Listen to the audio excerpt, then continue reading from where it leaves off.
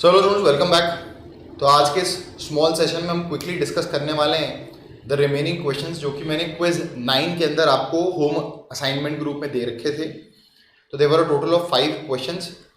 हम लोगों ने उस क्विज के अंदर 8 क्वेश्चंस डिस्कस कर लिए थे। क्वेश्चन नंबर 9 से लेकर क्वेश्चन नंबर 13 मैंने आपको डिस्प्ले कर दिए थे।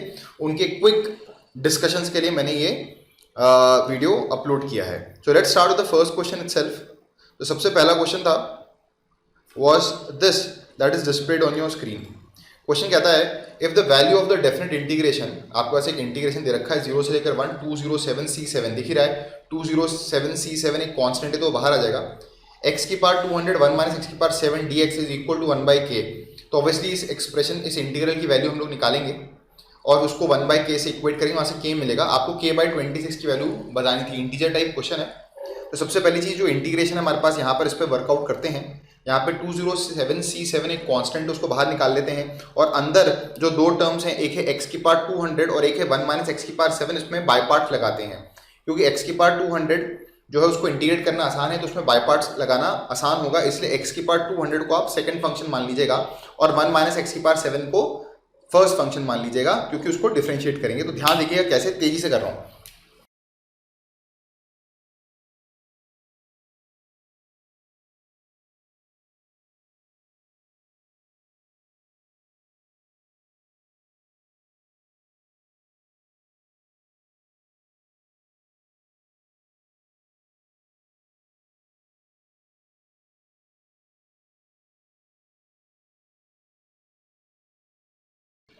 अब यहाँ तक हमने कर लिया। अब आप देख सकते हो ये बाय पार्ट्स लग गया है। अब आप जब इसमें फर्स्ट टर्म के अंदर लिमिट्स पुट करोगे तो 1 डालने पे 1 माइनस 1 0 हो जाएगा और 0 डालने पे ये टर्म 0 हो जाएगी। मतलब दोनों ही लिमिट्स पुट करने पे ये पार्ट 0 हो जाएगा। तो सिर्फ ये बचा है।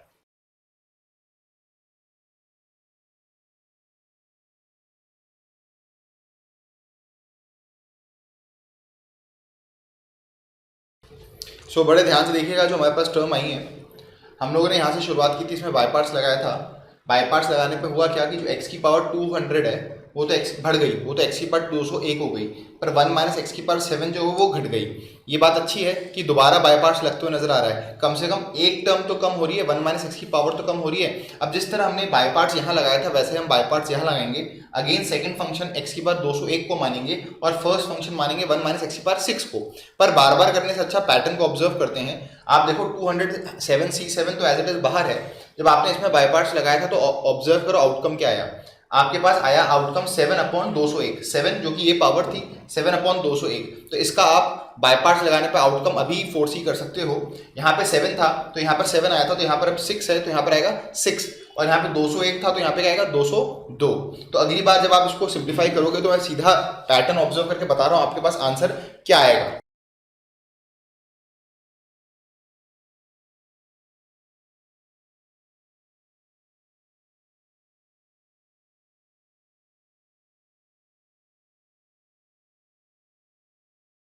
तो आप देख सकते हो मैंने बाय पार्ट्स लगाया और इस तरह से एक पैटर्न ऑब्जर्व हो गई। 7/201 तो था ही, अगली बार होगा 6/202, क्योंकि पावर 201 हो गई तो अब 202 आएगा नीचे। इस तरह से आप पैटर्न को ऑब्जर्व करके वापस से यहाँ पर बाय पार्ट्स लगेगा। क्योंकि यहाँ बाय पार्ट्स लगेगा तो ऐसा हम लोग कितनी बार करेंगे, ऑलमोस्ट 7 टाइम्स। 7 टाइम्स करने पर हमारे पास फाइनली क्या आएगा, ध्यान से देखिएगा।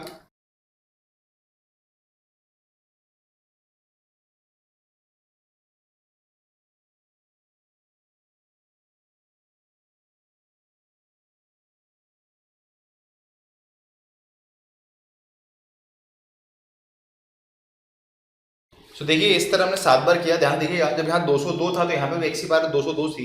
यहाँ पे जब 207 होगा तो यहाँ पे x की बार 207 होगी। सो आपने पास पैटर्न ऑब्जर्वेशन से ये चीज आ गई। I am erasing this.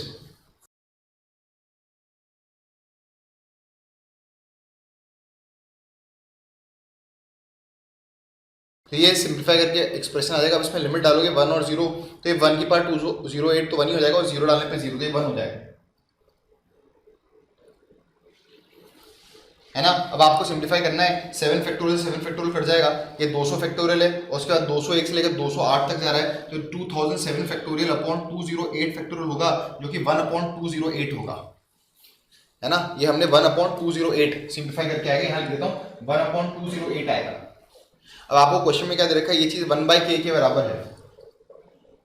क्योंकि ये चीज 1/k के बराबर है तो हमने कंपेयर किया और हमने क्या पाया कि k की वैल्यू कितनी है 208, तो k की वैल्यू 208 आएगी, k की वैल्यू 208 आएगी क्योंकि उसने पूछा है कि k/26 बताएं, k/26 बताएं। तो 208 को आप लोग 26 से डिवाइड करेंगे और आप लोग देख सकते हो कि the answer would come out to be 8। तो this is the solution. It was an integer type question, बहुत ही अच्छा क्वेश्चन था, पैटर्न ऑब्जर्वेशन पे था। The total answer came out to be 8। Pause कर लीजिएगा लेक्चर को और इसके पूरे सॉल्यूशन को अच्छी तरह समझ लीजिएगा। Let us move to the next question.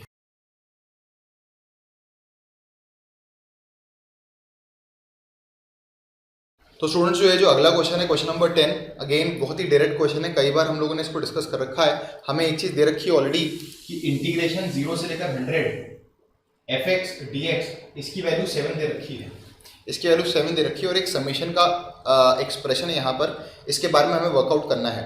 तो ये जो आपके पास समेशन के अंदर ये जो पूरा फंक्शन है, इसमें who is the variable of the integration x, तो जो r है that would be treated like a constant, क्योंकि वो तो काउंटर है समेशन का। तो इसके अंदर हिंट ये थी कि जो r-1 प्लस x है उसको आप थोड़ी देर के लिए कुछ भी z एज्यूम कर लीजिए।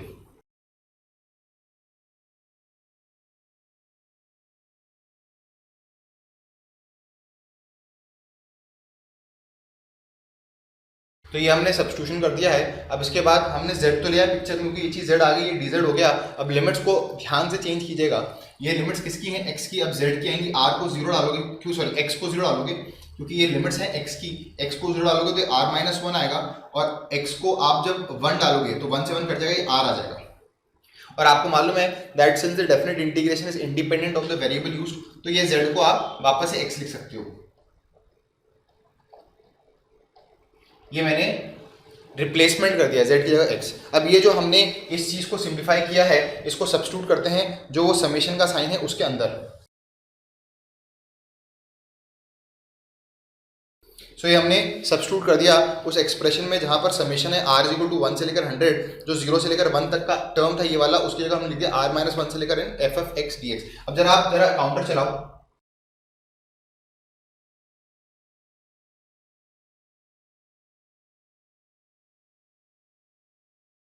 तो आप देख सकते हो जैसे मैंने काउंटर चलाया, r को पहले 1 डाला तो ये 0 से 1 हो जाएगा, फिर r को 2 डाला तो ये 1 से 2 हो जाएगा, ऐसा चलता रहेगा। r को 100 डालूंगा तो 99 से 100 हो जाएगा।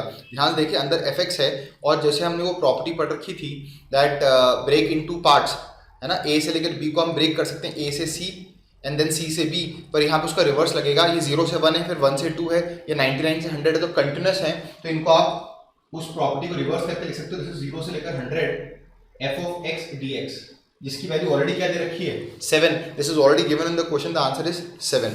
ये चीज एक्सप्रेशन की वैल्यू 7 दे रखी थी और यही चीज आ गई हमारे पास। इसको वापस से उस प्रॉपर्टी ब्रेकिंग इनटू पार्ट्स को दोबारा रिवर्स करने पे 0 से 1, 1 से 2, 2 से 3, तो आप इसको पूरे को कंटिन्यूस आपके इंटरवल्स बनते जा रहे हैं, तो 0 से 100 तक का कर सकते हैं f(x) dx, जो इसकी वैल्यू 7 ऑलरेडी दे रखी थी। बहुत ही ईजी क्वेश्चन था। Let us move to the next question.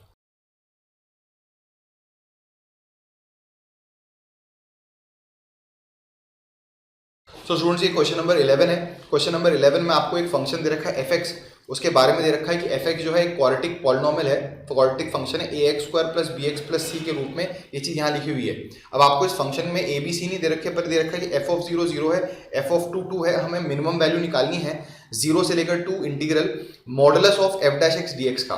तो आपको यहाँ पर कौन सी प्रॉपर्टी लगानी है वो बता देता हूँ। हम पढ़ चुके हैं a से लेकर b mod of f(x) dx की जो वैल्यू होती है, फंक्शन में मॉड लगा हुआ, थोड़ा और चेंज करता हूँ, fx पे मॉड लगा हुआ, dx is always greater than a से लेकर b f(x) dx, मॉड अगर बाहर लगा हुआ।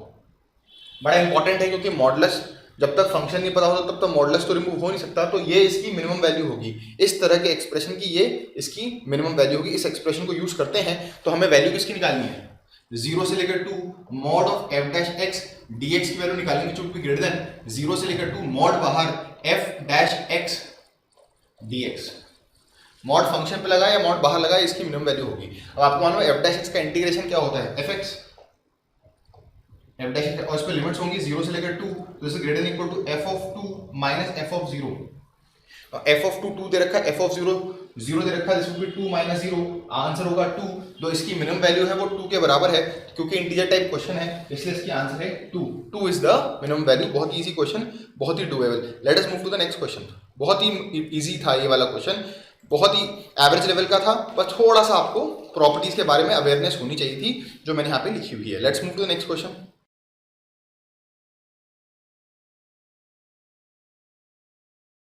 सो स्टूडेंट्स, ये क्वेश्चन नंबर 12 था। Consider a real valued function, continuous function such that F X जो है वो उसके बारे में फंक्शनल इक्वेशन दे रखी है कि F X is equal to sine X plus minus pi by two से pi by two sine X plus F T D T. अब आप इस इंटीग्रेशन को जो कि यहाँ पे इन्वॉल्व उसको कर नहीं सकते, क्योंकि उसके अंदर एफ टी जो है वो अननोन है, क्योंकि एफ एक्स ही नहीं पता। पर इस तरह के क्वेश्चन हम ऑलरेडी कर चुके हैं, तो किसी तरीके से इस फंक्शनल इक्वेशन को सॉल्व करके हम लोग एफ एक्स निकालेंगे।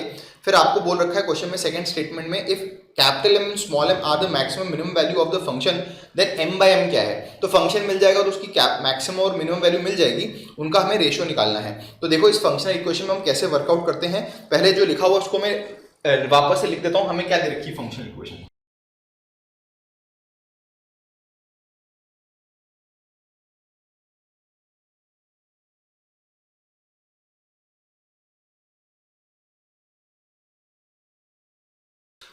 आप देख सकते हो मैंने यहाँ पर जो हमारे पास इंटीग्रेशन था उसको अलग अलग कर दिया, साइन एक्स का इंटीग्रेशन अलग कर दिया, एफ टी डी टी का अलग कर दिया। अब याद रखिएगा इसमें t is a variable of the integration, तो x has to be treated like a constant. तो क्योंकि x कांस्टेंट होगा इस इंटीग्रेशन में, तो साइन एक्स बाहर आ जाएगा। ध्यान देखिए क्या होगा, so F X would be equal to, तो यहाँ पर जो 1 बचेगा 1 का इंटीग्रेशन t हो जाएगा।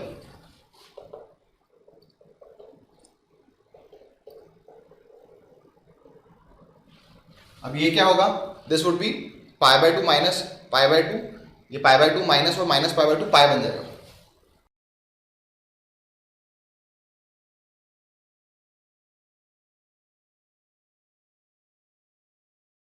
तो आप देख सकते हो ये हमारे पास इक्वेशन बन गई है। एफ एक्स आते आते रह गया है, क्योंकि 1 प्लस पाई साइन एक्स तो आ गया, पर ये एफ टी पता ही नहीं, फंक्शन पता ही नहीं। तो इस ये बात तो पक्की है कि यहाँ पर variable of the integration T है। इंटीग्रेट करने पे जो भी फंक्शन आएगा उसमें जब आप एक कांस्टेंट लिमिट्स पुट करोगे तो this would come out to be a constant, this would come out to be a constant, पर वो कांस्टेंट हमें पता नहीं क्या आएगा। तो थोड़ी देर के लिए इसको ए मान दे लेते हैं। तो हम एक इस चीज को ए लिख लेते हैं, इसको हम ए नाम देते हैं। होगा तो ये कांस्टेंट ही, once we have simplified this, है ना, once we have simplified this, तो यहाँ पर ए लिख देते हैं, इसके बाद ए लिख देते हैं। ये इस तरह का हमने एक और क्वेश्चन किया था क्वेश्चन नंबर 9 में। तो ये दूसरा टाइप है। अब इस ए पे वर्कआउट करेंगे कि ए कैसे निकलेगा। तो देखिए कैसे करेंगे ए पे वर्कआउट। तो ए जो है उस पे वर्कआउट करते हैं। अब एफ ऑफ टी क्या है, F of T F x ये है। तो एफ ऑफ टी क्या होगा, जहां जहां एक्स है वहां वहां टी, तो होगा, याद रखिएगा the variable of the integration is T, तो A has to be treated like a constant.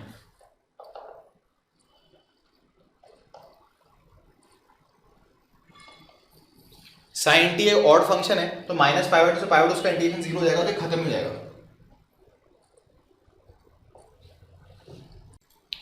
सो ये चीज 0 हो जाएगी और ये पाई इंटू ए बन गया। From here 1 minus pi into A is equal to 0 आ जाएगा, है ना। और यहां से ए की वैल्यू क्या आ जाएगी, 0। ए 0 यहां पुट कर देते हैं, ए को 0 है तो what is F x, F X is nothing but 1 plus pi into sine x, 1 plus pi into sine x. अब आपको मालूम है इसकी मैक्सिमम वैल्यू क्या होगी, कैपिटल एम से मैक्सिमम वैल्यू को डिनोट करें। मैक्सिमम वैल्यू जब ये 1 होगा 1 प्लस पाई, और स्मॉल एम वैल्यू क्या होगा जब ये -1 होगा 1 प्लस पाई इंटू माइनस। अब आपके पास कैपिटल एम आ गया, स्मॉल एम चाहिए, आपको इनका रेशियो निकालना है। इनका रेशियो होगा capital M by small M, the answer will be -1, क्योंकि रेशियो निकालोगे तो -1 वुड बी द आंसर, है ना। क्वेश्चन के अंदर even though it was an integer type question, इसका आंसर -1 आया है। तो there would have been some error out here, but लेकिन जितना क्वेश्चन आपको यहाँ पे दे रखा था उस हिसाब से जो इसका सब्जेक्टिव आंसर है वो -1 आएगा। Let us move to the last question, question number 13।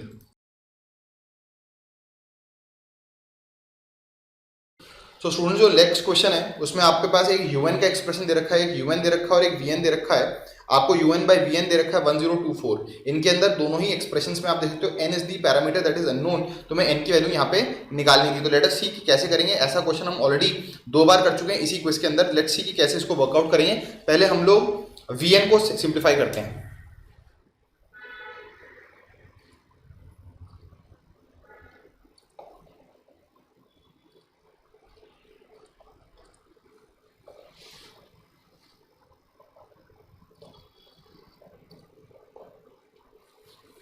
तो आप देखते हो जो vn का एक्सप्रेशन है वो सिंप्लीफाई करने पे 2 इंटू जीरो से लेकर half x power n 1 minus x power n dx आ गया है। अब un को सिंप्लीफाई करते हैं।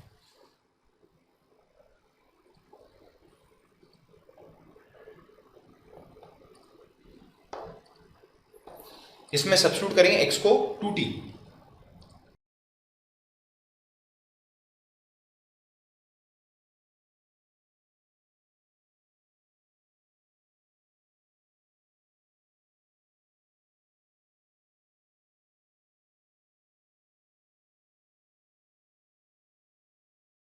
तो आपका सिंप्लीफाई करने पे आ गया 2 की पावर n 2 की पावर n 2 की पावर 2n हो जाएगा। ये जो चीज है यहाँ पे t आया, पर लेकिन आपको मालूम है definite integration is independent of the variable use. तो ये जो चीज है वो इसके बराबर ही है, विच इज vn।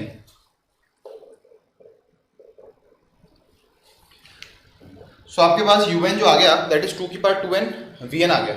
इसे मिटा रहा हूं मैं, तो ये आपके पास un आ गया। तो आपके पास एक्सप्रेशन में un बाई vn दे रखा है। तो un बाई vn कितना है 2 की पावर 2n, जो कि 2 की पावर जो कि 1024 दे रखा है। आपको मालूम है 2 की पावर 2n 1024 इज 2 की power 10। Comparing the powers 2n की वैल्यू 10 के बराबर होनी चाहिए और n की वैल्यू 5 होगी। n की वैल्यू 5 होगी। So living apart one of the question number 12 जहां पे मुझे ऐसा लगता है there would have been some error, but the concepts that were discussed were very important definite integration के point of view से। तो this was a discussion of the remaining 5 questions of quiz number 9, है ना। कहीं पे भी कोई परेशानी हो तो पॉज कर लेना लेक्चर को and make sure that you have all the solutions of these questions in your notes. Bye.